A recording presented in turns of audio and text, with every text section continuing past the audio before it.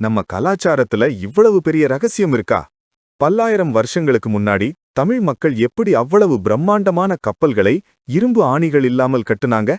கரிகால சோழன் காலத்துல இருந்து சமீப கால வரலாறு வரை உலகமே வியக்கும் தமிழர்களின் கப்பல் கட்டும் அறிவியலை இந்த வீடியோவில் பார்க்கலாம். கடல் ஆழமானது மட்டுமல்ல, ஆபத்தானதும் கூட.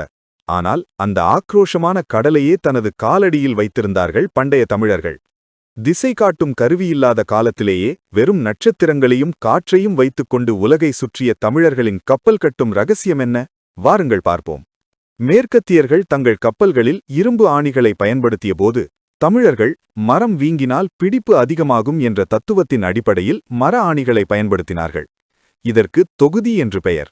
இதனால் கப்பல்கள் துருப்பிடிக்காமல் 100 ஆண்டுகள் வரை உழைத்தன. மரத்தை செதுக்கி அதன் இடுக்குகளில் தேங்காய் நார் அல்லது பருத்தியை வைத்து வேப்பெண்ணெய் அல்லது முந்திரி எண்ணெய் பூசி நீர் கசியாமல் தடுத்தனர். இதுவே இன்றைய காலத்து வாட்டர் ப்ரூஃபிங்.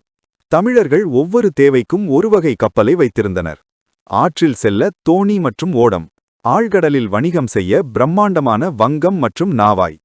ராஜராஜ சோழனின் கடற்படையிலிருந்த கப்பல்கள் யானைகளை ஏற்றி செல்லும் அளவிற்கு வலிமையானவை.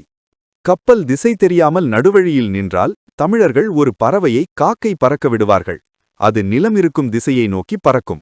அதை வைத்து கரை இருக்கும் திசையை கண்டறிவார்கள். இதற்கு திசை காட்டும் பறவை என்று பெயர். இன்று நாம் பார்க்கும் நவீன கப்பல் தொழில்நுட்பங்களுக்கு அன்றே அடித்தளம் போட்டவர்கள் தமிழர்கள். ஆங்கிலேயர்களே வியந்து பாராட்டிய நம் கப்பல் கட்டும் கலை காலப்போக்கில் மறைந்தாலும் அதன் பெருமை என்றென்றும் அழியாது.